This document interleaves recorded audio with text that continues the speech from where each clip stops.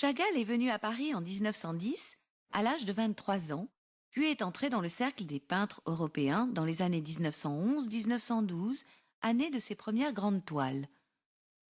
Dans le même temps, Matisse et les Fauves, inspirés par Gauguin et Seurat, avaient déjà perfectionné l'utilisation des couleurs pures dans des compositions expressives et équilibrées. Le cubisme, après Cézanne, avait trouvé une clarté, une architecture nouvelle et vivante, exprimée dans l'harmonie des formes basées sur les objets visibles.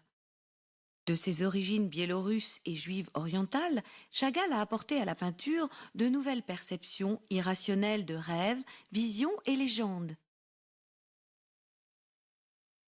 Bouleversant et rehaussant le sens de la couleur et de la nouvelle expression de la peinture, une telle fantaisie était de toute façon loin de l'intellect français.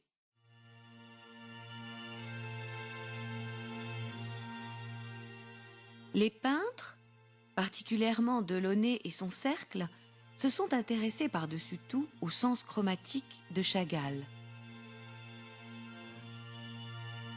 Ces couleurs, enflammées par l'étrange éclat légendaire du folklore russe, semblaient chanter. L'effet produit était tout à fait différent de celui de la couleur française, qui était, elle, basée sur les théories de la réalité objective et du raisonnable. Cependant, ce qui a intéressé les poètes et les penseurs au sujet de Chagall était l'élargissement inattendu de l'horizon intellectuel. Ces toiles de rêve, de souvenirs et de fantaisie sont devenues aussi importantes que la réalité visible, où même des objets naturels vivent dans la légende et le mythe. Né en juillet 1887, Marc Chagall a grandi dans un environnement modeste de la banlieue juive de Vitebsk. Son père travaillait dans une poissonnerie. C'était un homme pieux et un juif dévot qui resterait toujours dans la mémoire de Chagall comme une figure triste récitant les prières cérémoniales enveloppées dans son châle religieux. Sa petite mère, vive et d'une grande volonté, le type même de la mère juive, a élevé d'une main de fer cette grande famille de 7 sœurs et 2 frères. Quand il fut décidé que Chagall devait entrer à l'école municipale, il fallut toute la ruse de sa mère et quelques dessous de table pour contourner la loi interdisant l'école aux enfants juifs. Quand il est allé à Saint-Pétersbourg étudier la peinture, il a dû feindre d'être le domestique d'un avocat afin d'éviter l'interdiction de résidence des Juifs. Le monde extérieur leur devenait hostile. Chagall est retiré prématurément du monde de l'enfance et suite à cela devient le meilleur de sa classe. Quelques dessins de cette époque existent toujours. Il montre des groupes de gens dans une danse lors d'un mariage ou des paysans en grande conversation d'une manière transparente avec des détails maladroits, mais avec un dessin osé et à la conception étrangement naïve.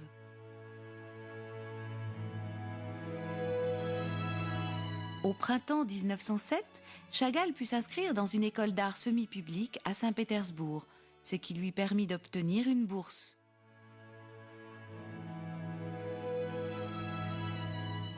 Nu rouge assis, 1908-1909. Bien avant qu'il ne soit capable de suivre la célèbre école d'art de Léon Bakst, où il est resté de l'automne 1908 au printemps de 1910, sauf de longues visites à Vitebsk, Chagall se sent déjà prisonnier de l'art.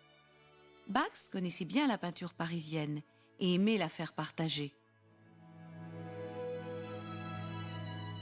Jeune fille au sofa, 1907. L'œuvre principale de Chagall sont des portraits et des compositions avec personnages. Au niveau de ses influences, celui de sa petite sœur fut inspiré des portraits de Paula Modersohn-Becker et d'autres par les naturalistes lyriques du groupe de Pont-Aven de Gauguin.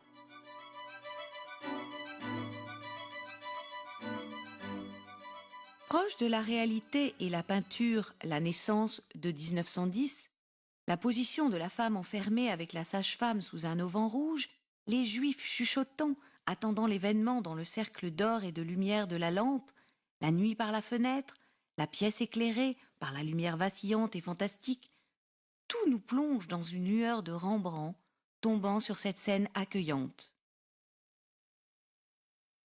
Le modèle, 1910. En 1910, Bakst avait quitté la Russie pour rejoindre Diaghilev à Paris, ce qui décida Chagall. Une petite indemnité accordée par son patron de Saint-Pétersbourg et l'irrésistible envie de devenir peintre l'ont conduit à Paris. Femme aux fleurs, 1910. Chagall est arrivé à Paris à la fin de l'été 1910. Il a été littéralement conquis par son atmosphère et sa lumière. Avec l'aide d'amis russes, il s'installa dans l'atelier d'un compatriote, impasse du Maine. Mais début 1912, il déménage dans un atelier de La Ruche. Chagall y est resté jusqu'à son départ pour Berlin et la Russie au printemps de 1914. C'est dans cet atelier qu'il a peint ses principales toiles. L'autoportrait au pinceau, 1909-1910. C'est ainsi que Marc Chagall se voyait à 20 ans au début de sa carrière. Comme les peintures du musée de l'école italo-hollandaise, le portrait occupe une grande partie de la toile, avec juste une décoration en fond. L'artiste a son béret sur ses cheveux bouclés et dans sa main, comme des poignards, les outils de son travail.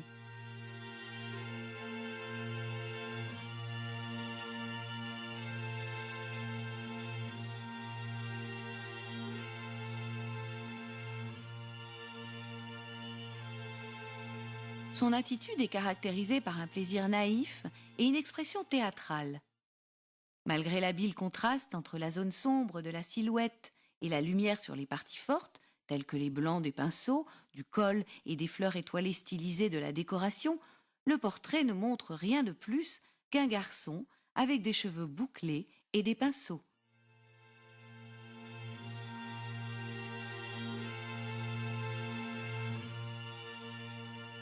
Nature morte à la lampe, 1910.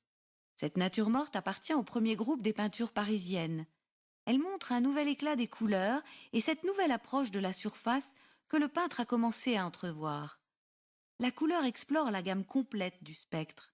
La tonalité générale, du brun à l'orange et au jaune pur, répond au passage coloré bleu apparaissant dans les zones sombres. Là où la progression de lumière exige un rouge, le vert complémentaire est employé.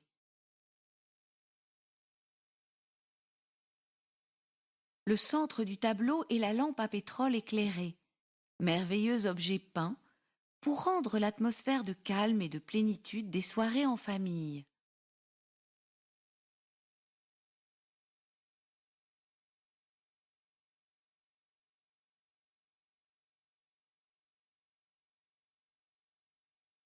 Dédié à ma fiancée, 1911. D'un point de vue logique, l'intrusion du fantastique explose dans cette peinture grande mais absurde. Elle montre une profusion de membres cassés, d'objets peints au hasard sur la toile, avec un homme assis au milieu, penchant sa tête de taureau dans sa main, permettant calmement à une femme d'entourer ses épaules de ses cuisses et de saliver dans sa bouche. Une grande forme ronde comme l'extrémité d'un trombone souffle dans l'oreille de l'homme taureau. En bas à gauche, un pied féminin et à droite, une lampe à pétrole fragmentée. L'homme ivre, 1911. Cette toile était une des premières peintures de Chagall exposée au Salon des Indépendants à Paris. Elle a été précédée par une petite gouache, faite alors que Chagall travaillait sur une série d'intérieurs montrant de simples personnages près d'une table. Dans cette peinture à l'huile, le côté anecdotique a été en grande partie caché. Réduction des objets devenus stylisés et peints avec des aplats conservant leurs contours caractéristiques. La perspective complètement changée de la table fait partie de l'ornementation superficielle. La toile entière, avec son côté ornemental et sa construction aérienne, est auréolée d'une lumière colorée magique.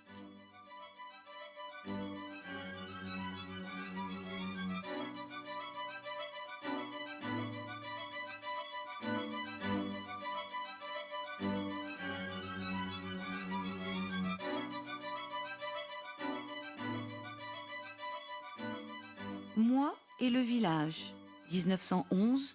1912. Dans l'atmosphère magique de la toile, la vache perd son statut animal et devient une personnalité familière, symbole du monde rural, de la mère, de la femme, aussi du bien-aimé, le petit bouquet scintillant étant pour elle. Des objets symboliques renforcent la scène. En haut, une naïve ébauche d'un village russe typique, avec l'église et son dôme, sur lequel le prêtre jette un coup d'œil, un paysan traversant son champ, sa faux sur l'épaule.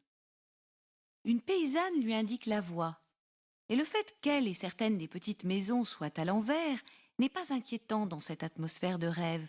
C'est seulement un signe symbolique dans le contexte poétique de l'image. Dans une partie transparente de la tête de la vache, une femme apparaît, assise, trayant la même vache blanche.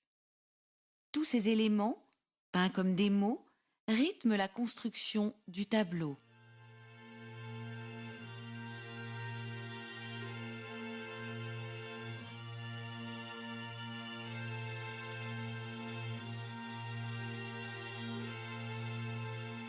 À la Russie, aux ânes et aux autres, 1911-1912. La découverte des plans de ce tableau est très étonnante. Il se déroule dans un horizon complètement hors du monde. Ressemblant à un messager des dieux, une femme, dans sa robe de paon, avec un seau, traverse la zone céleste, magiquement illuminée par une vache rouge, allaitant tranquillement un veau et un enfant sur le toit d'un village.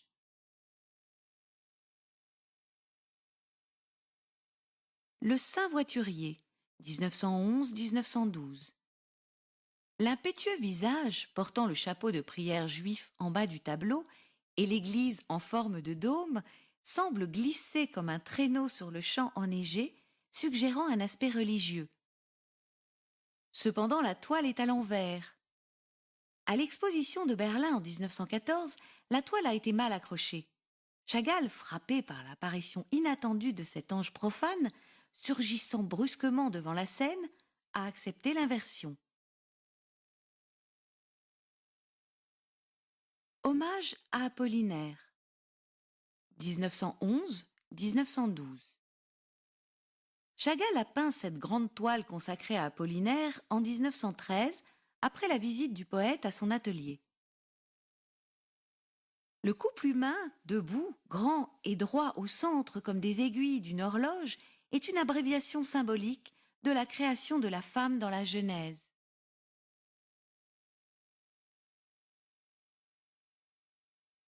Le poète Mazin, 1911-1912. Le poète Mazin était un ami de Chagall qui a vécu dans la ruche. Il a souvent rendu visite à Chagall, ne faisant que passer, s'asseyant dans un coin, ne demandant qu'un café. Chagall l'a peint comme ça, timidement assis à la table, buvant un petit coup son café, avec un visage mélancolique et un grand front chauve, un livre sur ses genoux, symbole du poète. Le poète ou Half Past Three, 1911-1912.